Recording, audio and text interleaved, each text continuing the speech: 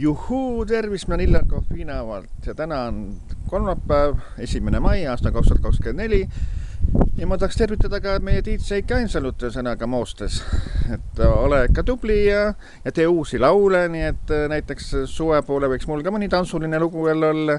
mida teha ja siis on Eikil tulemas mingi aeg jälle üks selline tähtis päev, et see muusikatöös sõnaga, eks ta sellest räägib edaspidi. Et Eiki käis lastega, käis ka välismaa reisil ära, nii et ka see oli väga tore. Ja üleüldse, et Eiki on üks väga tubli, väga töökas meesterahvas, nii et palju jõudu sulle selleks kõigeks ja ole edaspidi selline tubli tegija ja kogu sinu meeskond on selline lahe, nii et mul on väga meeldiv olla selles meeldivas seltskonnas. Nüüd ei ole küll tükk aega jälle pundis olnud sõnaga siin talve läbi ja sõnaga ka eks siis suve poole tulevad ka võib-olla üritused ja näiteks Pärnu kandis võiks olla kuskil, kas keegi eraisikuliselt tellib